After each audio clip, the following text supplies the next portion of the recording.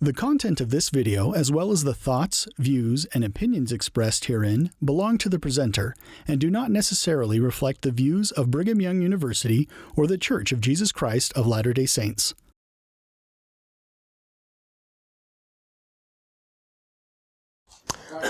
Yes? Could you kind of elaborate on what you expect out of the paper?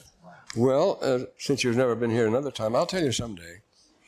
I'll tell you within 2 weeks of the end if you come to class between now and then. Yes. All right. We're on the 6th chapter of Helaman now.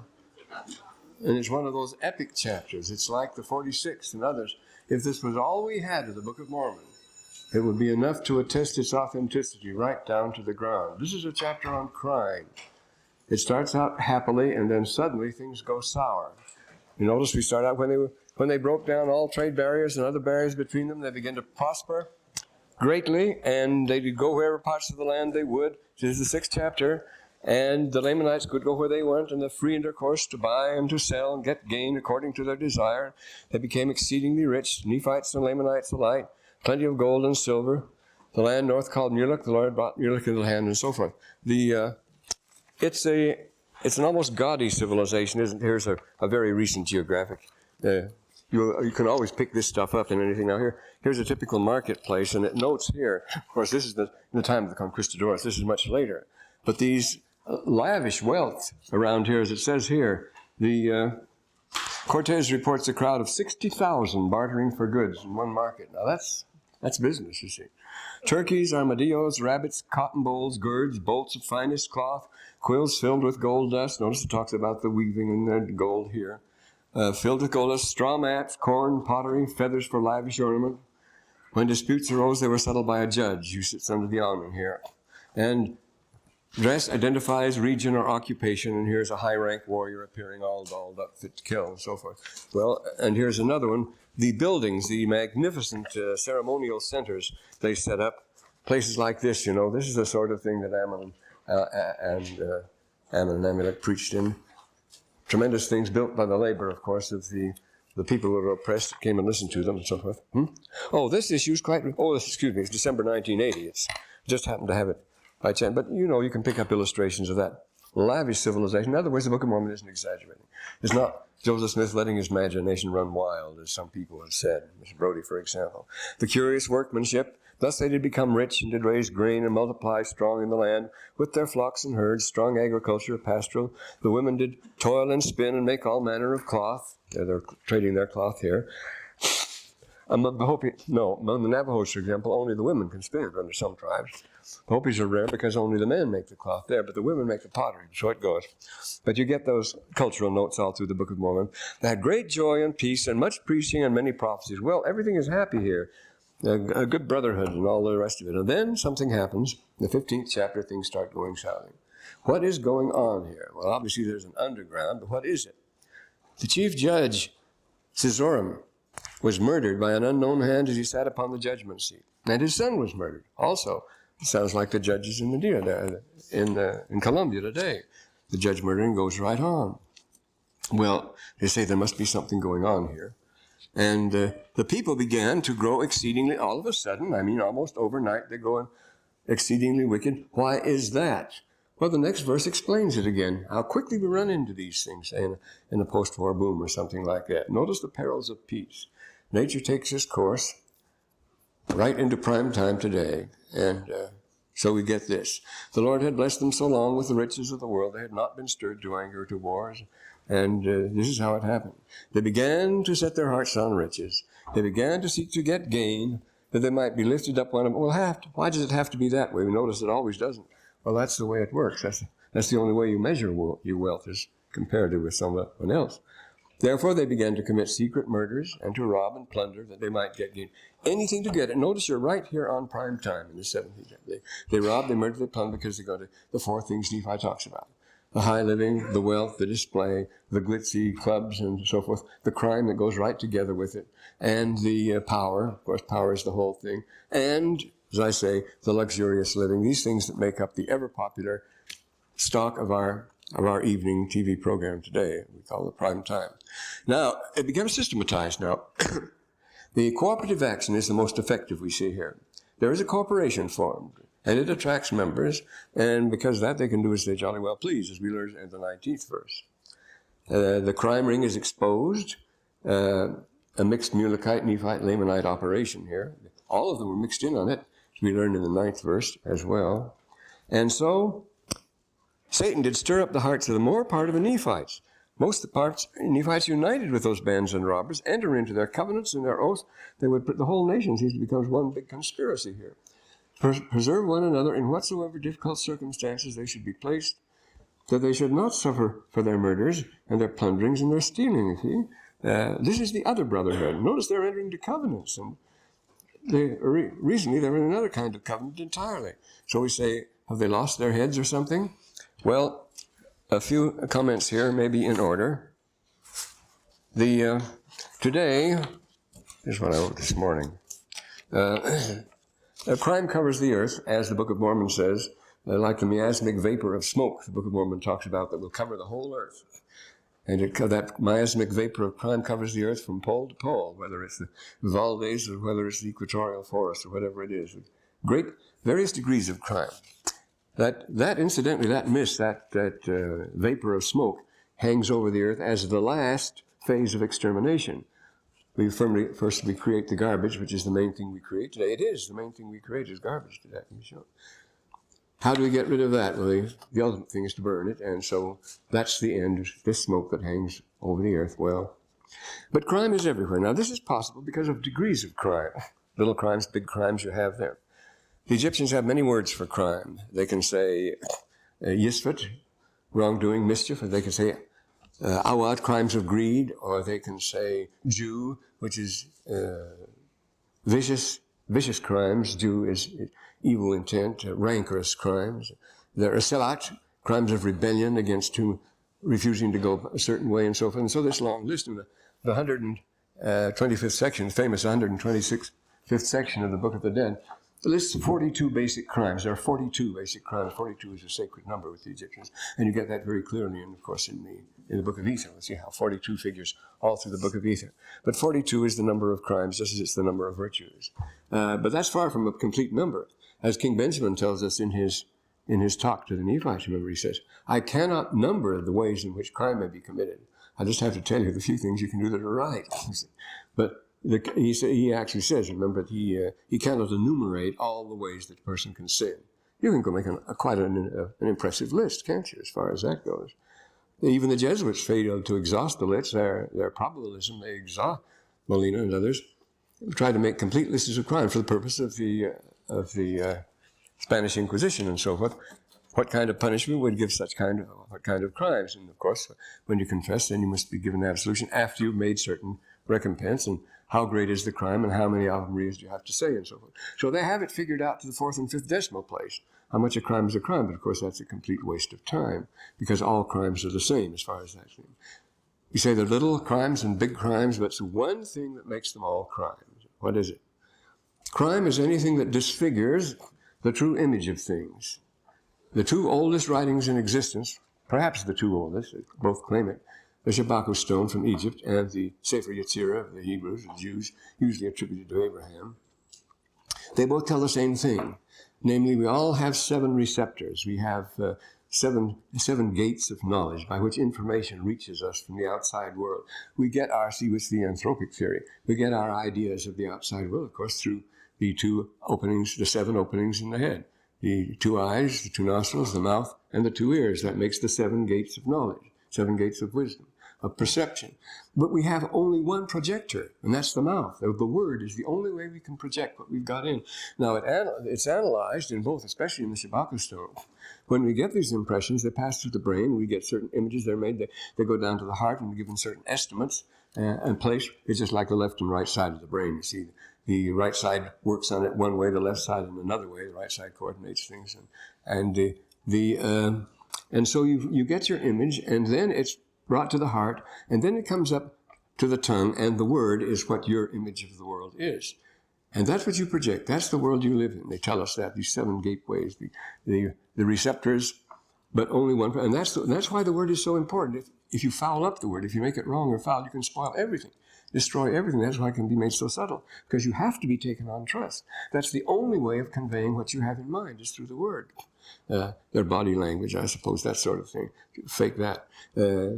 So you must trust my word implicitly if we are to communicate, because that's the only access we have to the world I live in, you see. We have to agree on things, though. So to communicate, we must, like Jacob and Laban, we meet on a common ground. See, Jacob and Laban agreed to meet at dawn in a place where a stream flowed, where there was a stone circle and one line through the center, one on one side, one on the other side, to settle their affair. That's a very ancient way, the archaic way that happened throughout the ancient world. And we find that in Genesis. And so we must meet on a common ground like that. It's called the Maidan. The ancients called it the Maidan, a fair field. It's basic in chivalry. We have to meet on a fair field where we have an equal chance, you see. You can't move the goalpost every time you feel like it. That way there's no game. That's the same way if you deceive when you speak. You see. There's no game at all. If what you're telling me isn't true and you know it isn't, how am I to know if it's true or not? See, you can't move the goalpost anytime you want, but that's what we do all the time. Everybody's doing it today. It's the thing. We are taught to do it. We give courses on strategies of salesmanship. Well, strategy is defined as deception practiced on an enemy. It is deception. That's the way you win wars, by strategy, by making the enemy think what you want him to think, which is wrong. Deceive him as to your position, as to your strength, as to your intentions, as to everything about you. You must deceive the enemy to be effective for effective strategy, and it's strategy that wins battles and wars. Tactics, battle, strategy wins wars. And so we have strategies of salesmen, how to beguile people into buying things they don't want and so on, how to bamboozle them. What is your relationship with another person when you're trying to get around him that way? It breaks down all confidence, it breaks down all faith. The whole structure of society is undermined and begins to rot and corrode in that case. Well, so we have a Maidan, a fair field. And if I'm using that trysting place where we meet, trysting means a place of trust, to set up an ambush and entrap you when we meet there, you see, which is what most salesmen say, what nearly all public relations is. That's what we do now. We scheme those things. It's one of the biggest businesses we have, of course, is public relations. It's faking things, it's making believes, the unreal. And so what I'm doing is destroying our universe of discourse, as they call it, you see. This is the anthropic principle that the physicists talk about today,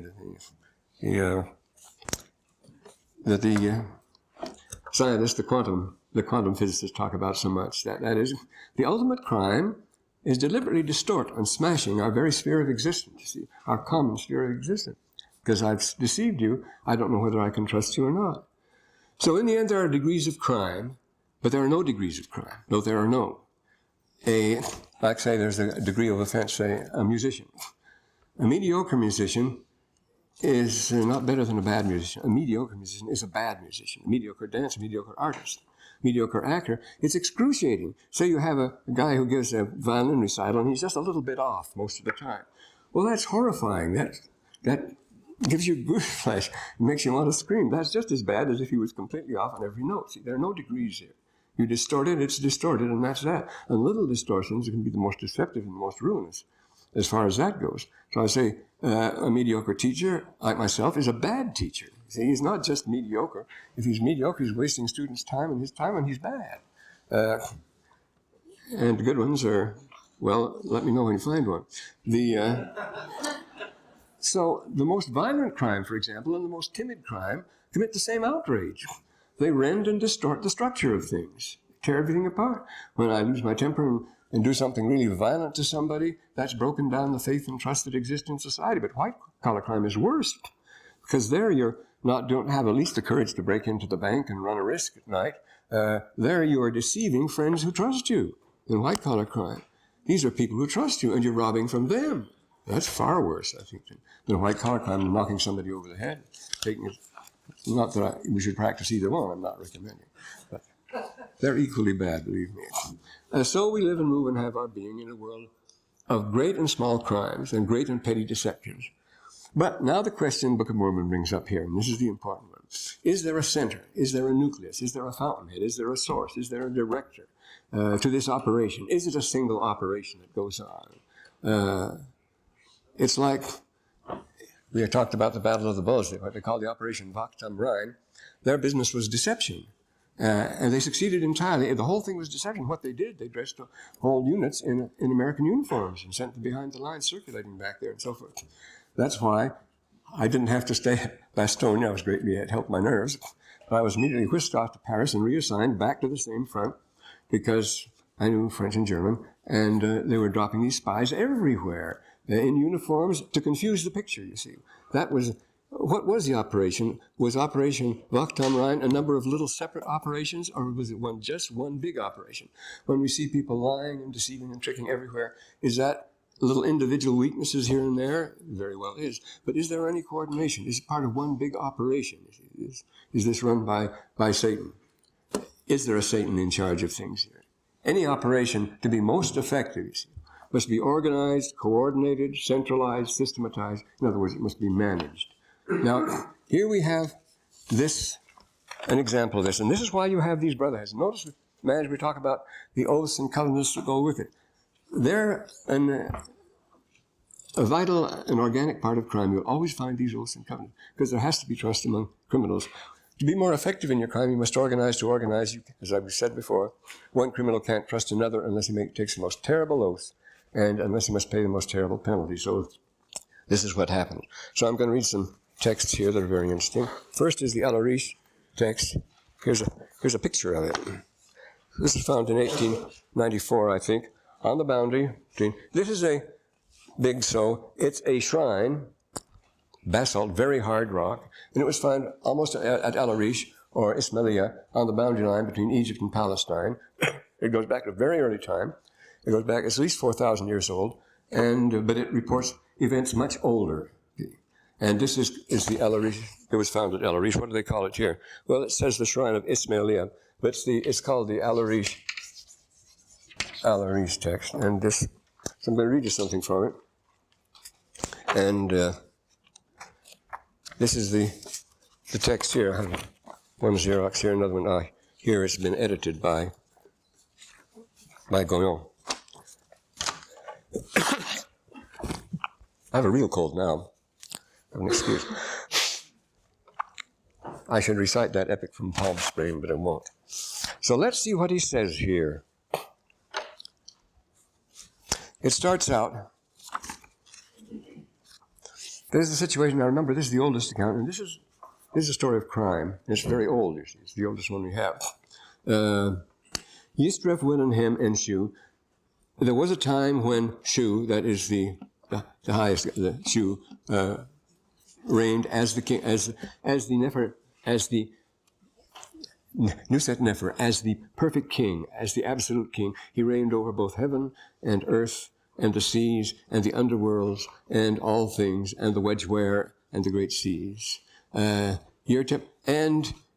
he ruled all things by righteous law. Netwerd.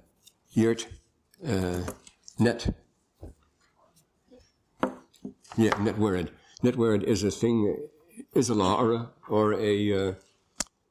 is a law or a principle that has to be followed. He ruled all things on just truth. As he was upon his throne, which was the throne of his father, and which was the throne of his father. See, so Shu is reigning on the throne of his father. This is in the pre-existence, and he reigned over all things at a time when everything. This is your golden age. See, all people have this golden age idea. And the father Horus Reharakti and Makhera, just fight of words. Yisrafim, and then there came later Hemeth. And Henu. He wanted to establish on earth an equivalent to his palace in heaven, in the heavenly order of things, because heaven is designed, laid out with geometrical perfection and so forth, representing all the laws of truth as men understand them. So that's what he's going to do, and he wanted to build at the White Wall. Well, now that goes back to the very first time Egypt was settled. You see, when the White Wall was set up. Jidin Heman, that's your. Well, then the majesty of the gods said to the council of the gods, to the great council of the gods, which was obedient to him or following to him, that they should hold an assembly and discuss the creation of something parallel on the new earth. And he said to them, let us go down. Shem-en, let us go down. We will go down, is what he says. And create there upon the earth an order like unto that which we have in heaven. He tells them that. In the east part of the earth, in the garden eastward, you see. And then it's a ritual complex, and it's described here by drawing, it's where the old stone circle used to be. There's a picture of the stone circle, as a matter of fact, and then a tree grove, the sacred grove, and it's called the Iyat and Bes. Iyat is a sacred gathering place, and then Bes is initiation. Bes is initiation of initiation. And the sacred grove is there. And they saw it, and they behold, and they saw it was good, and so forth, in the realms of light. And when it was completed, they said, year end warish, let us go down there and have a great conference and a celebration to celebrate its founding upon earth. He orders things as they are in heaven. And year end said, then they all did as God had commanded, didn't ask them to. It says, well, would you Nephite and Chemeth, as was commanded by the Lordship of His Majesty. So they all went down to celebrate because they had the order on earth. Then what happened, you see there? They had the shrine, and they describe it here, and the way it's laid out. Then what happens? Satan breaks in here. Here's the lake and the road and the procession. Yeah. The two hosts of Ray in heaven. He completes part of the complex, and then it's the Abaddon. Where did he break in here? He comes in. Oh, yes, they're already defending themselves. Well, it describes how Set, who is Satan here, he wants to spoil the whole thing. He comes in and wants to be made the head of everything. Of course he does. And he comes in and they start then walking down. He brings his sacred band with him. He has those that have sworn fealty to him. He has a third of the host of heaven sort of thing. They follow him. They come down the sacred way which leads to this holy place. And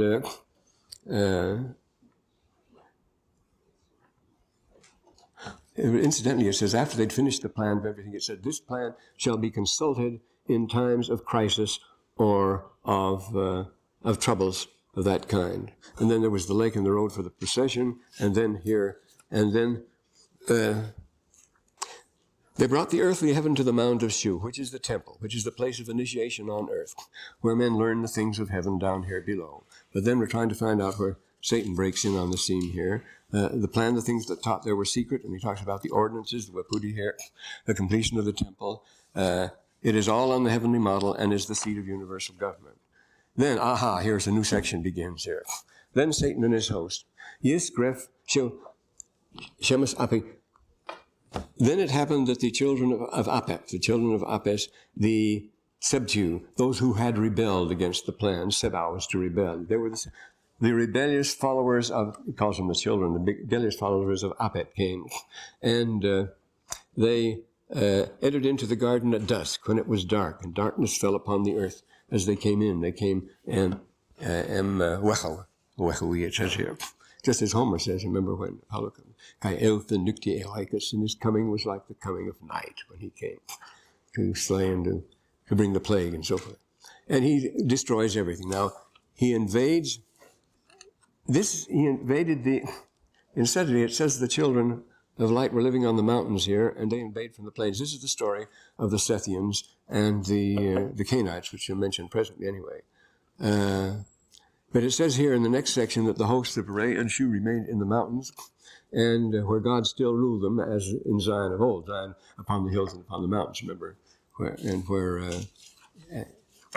where Enoch preached. And it was in the pre-existent time when Ray was in the garden on earth, and it was defended by a great wall this time. They couldn't get in here. And the gods were all elevated above all these things, but then Satan gets his hold, and he really raises a rumpus. Here's the word it used, very interesting here. It says, Wejochem en Ra, then the majesty of Ray went forth, Yemeth, Heri, to meet head-on in conflict, Heri, a word Herian, the word war is the same word war, Henag, Nisi, Apep, the combination, the secret combination, the brotherhood. Messi means those who have been joined to him in his family, those who have been intimate with him, those who have sworn their oaths and so forth. So Satan and his army and the Lord's clash here, and it was at this holy place that they clash, or what turns out here. Well, then this is the Shu takes place. There's no more resistance. Shu is the sole victor. he sets up a tent shrine in defiance of the opposition, but then there's more trouble. Then he strikes again. There's one section that says he never repents, he never changes, he will always be there. Well, this is one old text. The idea, you see, that you have organized crime going on at a very early time. Along with that, there is the victory over Seth. Oh, with this goes I just happen to have a couple of pages of in hieratic here of the Salt Papyrus 825a. Deals with the same thing in the beginning. But this deals with the terrible times, the time of the flood. It talks about even the gods sat with their hands upon their heads mourning, and all the children of earth were in turmoil. And it talks about the flood and the terrible things that happened at that time because of the wickedness of men. But that's another very old one, been republished by Dershane recently. But this one is a good one. It is the victory over Seth. There are many manuscripts of this, some of them very old, and this describes the same event, and but it says in the title here, at the beginning here, it says, this ceremony of the overthrowing of Sutech, Satan, Henag Semueth, along with his followers, along with his devoted clan. Shemsu, Semu, is one who follows you wherever you go. He's an attendant. He's a regular sworn attendant, defender, and so forth. So he has his brotherhood here. This is the celebration, the Netag is a ceremony of the overthrowing of Sutef and his faithful band. This is performed in the temple of Osiris of Amenti and so forth, the great god, the Lord of Abydos, and it's to be performed daily in a small reduced fashion in every temple in Egypt at a particular hour. Heret, Heri, and Hero, and Heroneb. Meet it even as it's performed here, but in the reduced form. Meet it Perum, Nebet, in every temple of Egypt. So this is the basic ordinance, temple ordinance of the Egyptian. It begins with the fall and with Satan's interruption in things. And it describes, this is a certain ritual dress and so forth described first, but then things get down, page 7, but I've used it in some other context, like misplaced. I have to begin on page 9 here, which is just as good, I guess, because it describes what's going on, the terrible indictment. Now it says, Odit Hebenuech,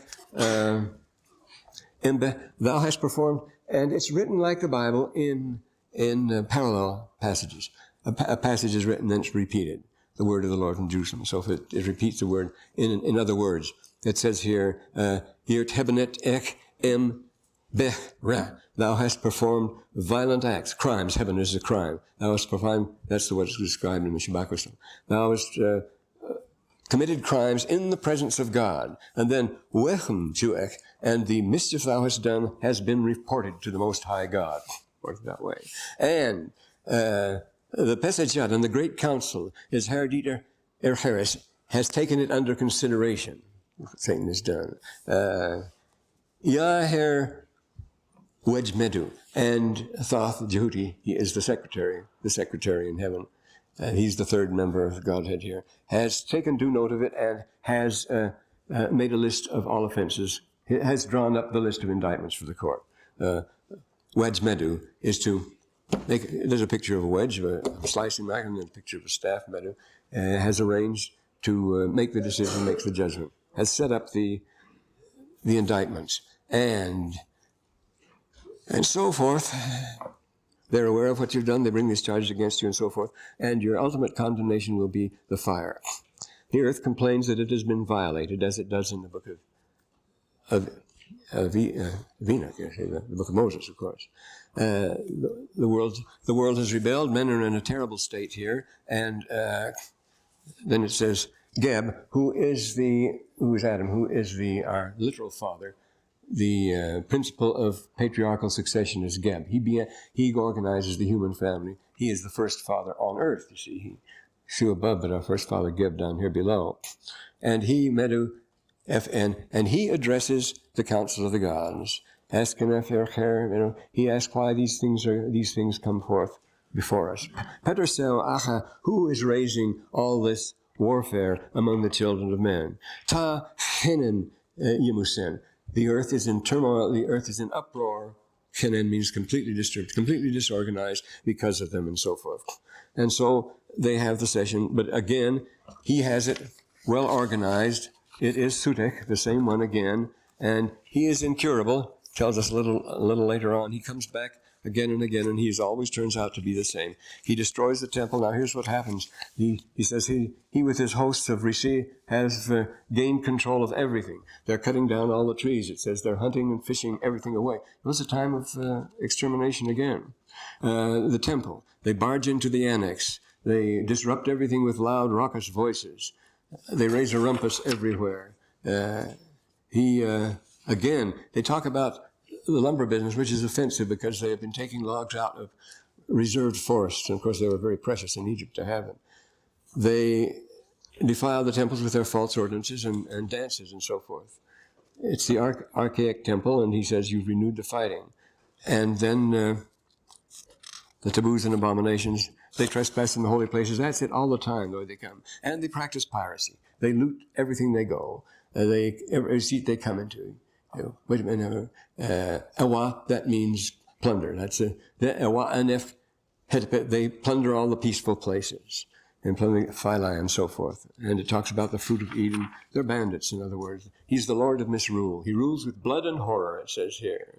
Neka, Sha'o, Er Setu, and F. Upon his throne there is, he scorns civilization, it said. He's the Lord of misrule.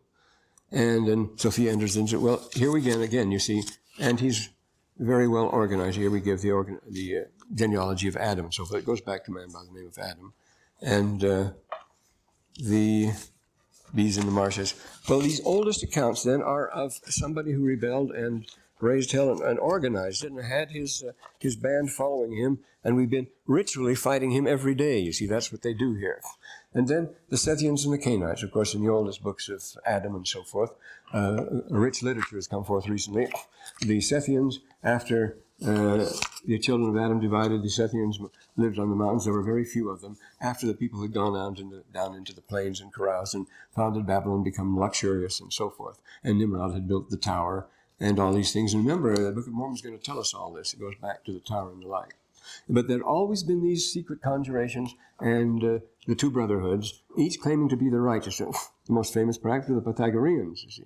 How do you tell the difference? Each accuses the other of one evil. You'll find from now on, there are large societies worldwide, usually suspected of being worldwide, of these brotherhoods. There's both good and evil ones, but the evil, and they're always accusing each other of just one crime, world domination. They're after world domination. Now, the Pythagoreans, you know, were very lofty thinkers, but their oaths and their covenants, which came from Egypt, were secret, and they took sides unwisely in certain political things, and some popular uprisings burned them out and destroyed their order, but they were of great influence, and they still are. They carry on, of course, in other orders after that. Now, you have the Isiacs in Rome, in early Republican Rome, before the empire, they passed a law forbidding the cult of Isis to come from Egypt to practice in Egypt because they thought it was a crime against the a world. They thought it was seeking world domination, a crime against the empire. They had an empire then, though it wasn't the imperium. They didn't have a ruler. And so you have the Sicarii. Do you know what these secret, these death squads call themselves in Colombia? They call themselves Sicario. The Sicarii were Roman. In Varro, which was written before Augustus' day, Varro's great work on agriculture, you have a story of the richest men in Rome have met in the Forum, where there's a map of the world, map of Italy, a big map of Italy on the wall there, and they're discussing where their estates were and boasting about their wealth and so forth. They're waiting for one man who's exceedingly rich and influential, the Sicarii, and the same thing in Semitic languages anyway. And finally his servant comes and says, sorry, his master won't be able to come to the meeting because he was just murdered by one of the Sicarii. Somebody slipped out of the crowd. A Sicarii is a little knife, a short knife. You carry it under your robe, and you just slip through the crowd, assassinate somebody, and you're on your way. And these people in Colombia still call themselves Sicarios. Their organization is Sicaria. But that was happening. As he departed, however, he made a mistake. He apologized as he slipped away, said, I'm sorry, I've killed the wrong man, and disappeared in the crowd. But the most powerful man in Rome was unable to defend himself against these terrorists. And they're just operating. This was in the flower of Rome, in the noblest period of their existence. And so we get the Mediterranean pirates, and that's how Plutarch, how Pompey got to power, the triumvirate.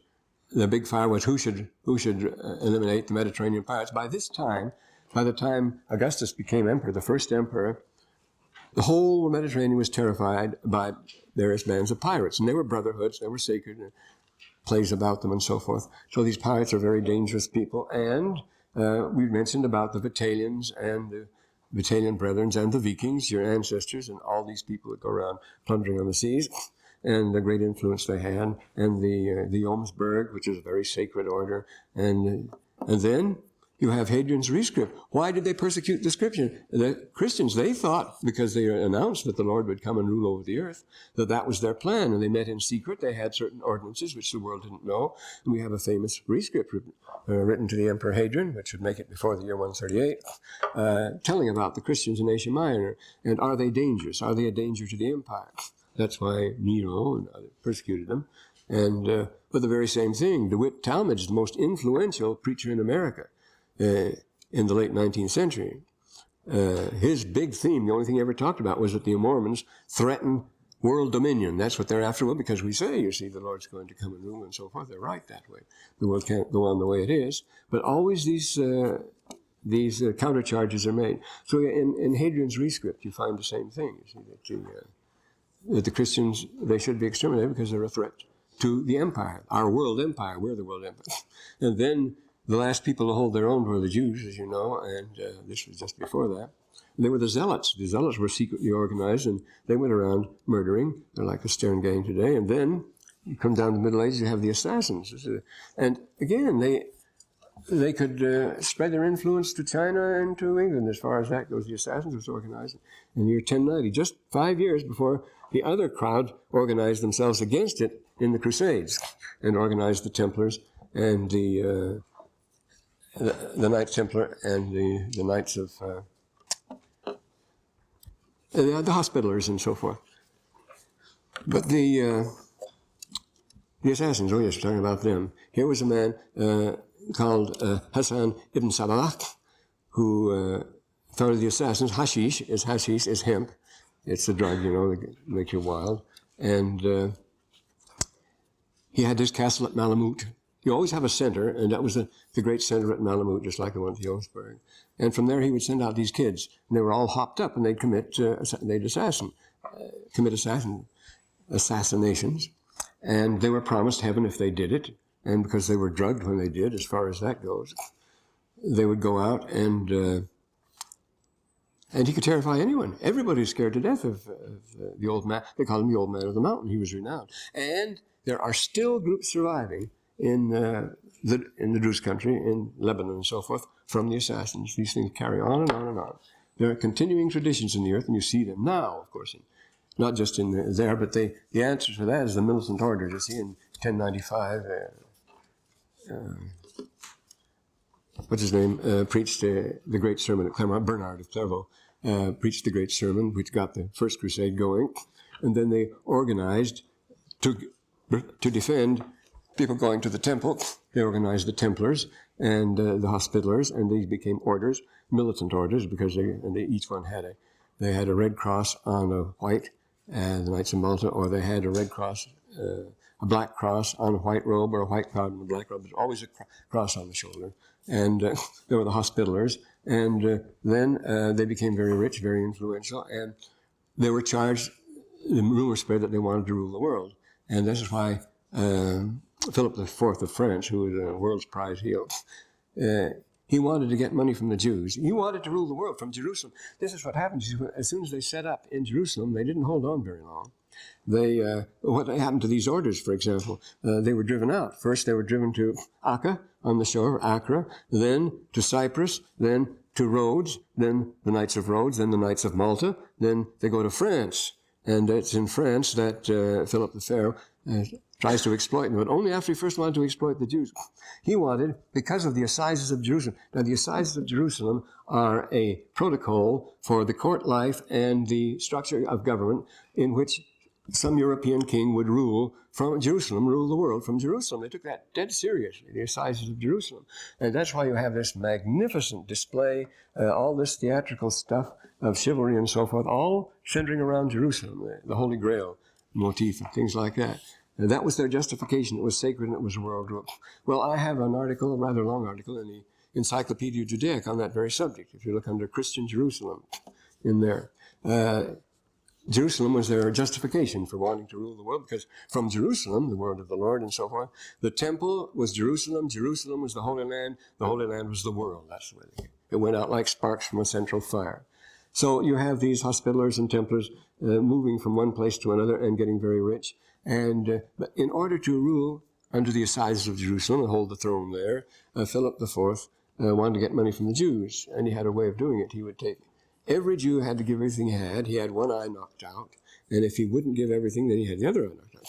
So he got very rich, but he wasn't getting rich enough. And there was a rebellion against him, and he fled and was protected by the Templars, by the Knights Templars who were in France at this time. And their great leader was Jacques de Molay. You all know de Molay, the Masonic order, the Mollays, the junior Masonics. And de Molay, Jacques de Molay, he was the head of the order. So what did Philip do but accuse him publicly, spread the word around and all through the clergy, that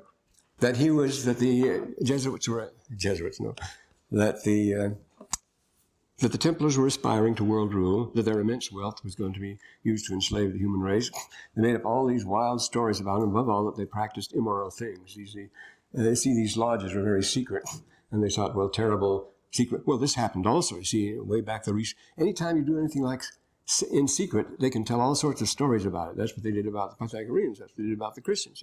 These love feasts they have, when they all engage in promiscuous sex and all this. All these stories went around, and some real beauties went around about the de Molay, about keep saying the Masons, about these people in France accused of this world conspiracy. And they were 60,000 of them were lined up and executed in the cruelest possible fashion. They fled to Scotland, becomes the Scottish order up there. It still exists, you see. Everywhere in the world you're going to find these orders, you see, and they've always existed there. Are they the right ones or the wrong ones? And at the same time, you see, there are the Catharii in southern France, the Holy Grail, the various... there's a book that created an immense sensation in Europe a couple of years ago. It still does. It's called Holy Blood, Holy Grail, by Lay and Lincoln and somebody else there. Their correspondents for BBC, they got the idea together that there came from Palestine in the time of Christ certain relatives of the family of Christ and settled near Marseille, and they spread out, and their order descending from them. And the Holy Grail is the Saint Graal, the holy blood, the Sang Royal, the royal blood which came down from Christ's family and which is claimed by every family in Europe. Very interesting. And all sorts of intrigues and murders and everything center around that. It's an interesting thing. The chivalric orders, the Rosicrucians. You can go on about these. Each one has been accused of, say, a world ambition, has been persecuted and so forth. And then the cleverest of all, of course, are the Jesuits. They were really after it. See, that's why the Spanish Inquisition was to go everywhere. That was their object. They established the office of the propaganda fidei. That's our word propaganda, comes from them, for propagating the faith. They became expert liars, very clever. And then we find in our own day, we find such things. What do we find now? Well, the anti-Mason party in this country. Now, that was a big thing, the anti-Mason. And it all centers right around the time and place of where Joseph Smith produced the Book of Mormon. That's an interesting thing here. It was in 1797, a French Jesuit by the name of Auguste Baruel, wrote a book, 5 volumes, which became enormously popular, in which he proved that the Freemasons were trying to take over the world. And they caused the French Revolution. They caused revolutions everywhere. And the ultimate conspiracy against royalty in all the world. The identical charges brought against communism after that. And he accused George Washington of being one of the Illuminati. The Vice-Pope organized a branch of that called the Illuminati. In 1776, as a matter of fact, the Illuminati in Europe were organized. George Washington was a Mason. But they formed, there was a great excitement about it, and there was an old fraud by the name of William Morgan, who also wrote a book about it, because he he was a drunk. He'd been kicked out of the Masons, and he wrote a book about it. Well, that was nobody took it very seriously. But he turned up. He was driven away one day from Canandaigua, New York, which is very near where we find the Book of Mormon convenient to the hill, to the city of Manchester, is Canandaigua.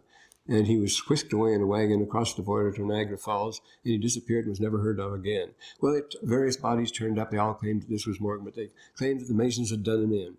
And this was worked up to a tremendous fury about it. And Thurlow Weed was actually, famous American, was actually head of the anti-Masonic party. It was a party, and they ran a president. You see, Ethan Smith. Joseph Smith had been accused of stealing from Ethan Smith for the Book of Mormon. He headed the anti-Mason representatives in Massachusetts in 1832. He accused the Illuminati. That was his big thing. But 32, that was 2 years after the Book of Mormon. You see this Ethan Smith raising a big stink after this. But it got to be a big thing. In 1 year, I was just looking it up, in 1 year, 227 lodges were closed in Massachusetts alone, and the Masonic movement practically collapsed then. And, you know, the town of Fillmore here was named because President Fillmore was Fillmore. Do you know how he got elected? He was on the anti-Mason ticket. That was his ticket. He got elected as a member, as the head of the anti-Mason party, elected President Fillmore, as well as William Henry Seward, who became who bought Alaska, remember, Secretary of State under Lincoln. And so these anti-Masonic candidates won everything. Well, how did the Masons ever get back? It was mostly with Andrew Jackson's return. The populism, the Romantic movement, Andrew Jackson, who was a Mason, he was the chief Mason of Tennessee, and Masons came back into repute after that. They represented the popular movement against all monarchy, against all government, against all order, and so forth. That's the charge that was made against the Masons, a big thing.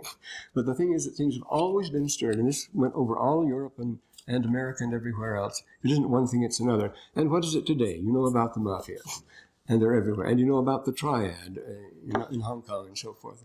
The Tong Wars of importance. They used to disrupt everything. The Chinese Tong Wars among the Chinese families. But the Triad is extremely powerful. They can do away with any of them when they want to, you see. And they rule in places like this, Hong Kong, Singapore, whichever it is. And in Israel, it was the Stern gang. It was the gang that got in. And what's his name?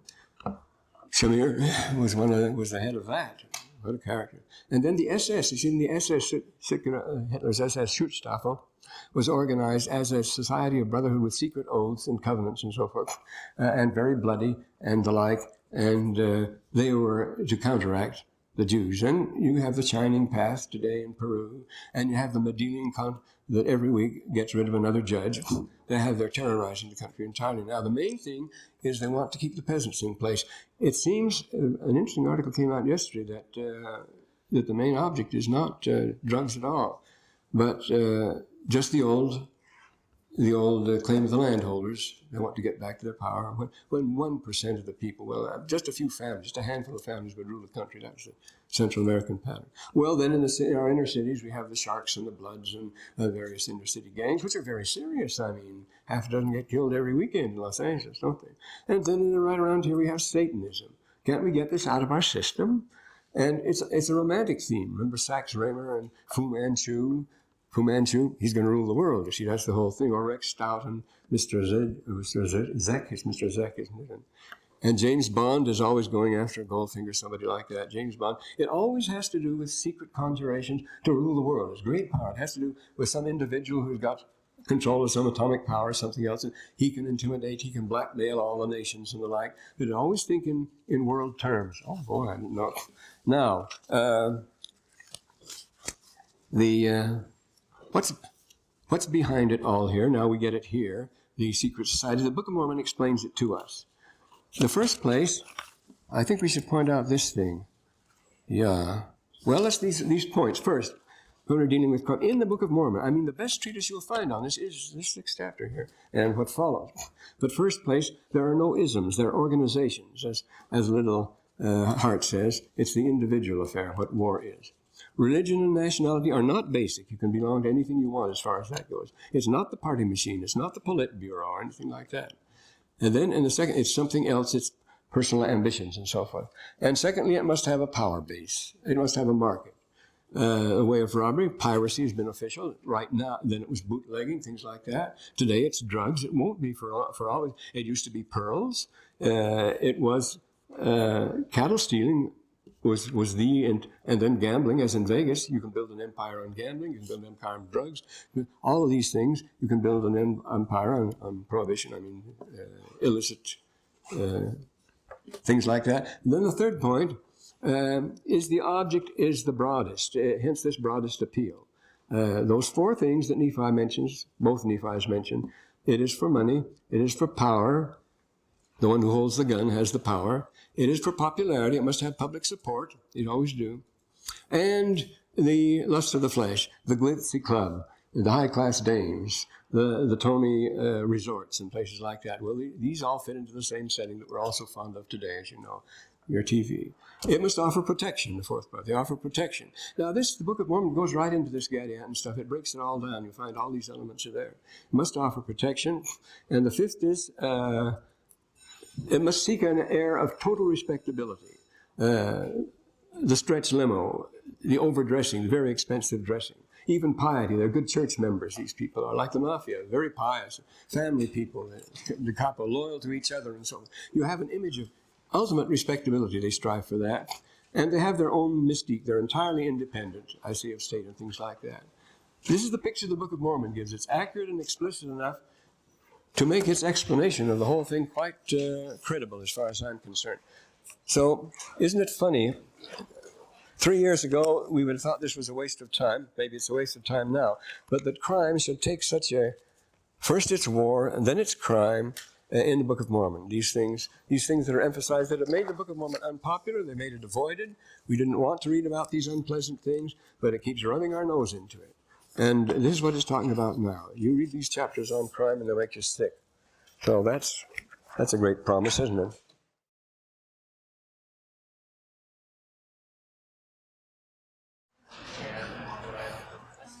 Whew. Well, not time yet.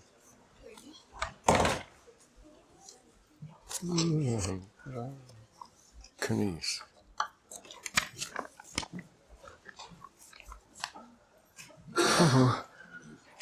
Is Brother Call here? No. I guess they should have dropped this. We're going to find out now. Is Sister Jensen? No. Brother Jensen, Monty? No. Kanice? 5. Brother Lee? See, these are those that I don't know what the status is. Brother May?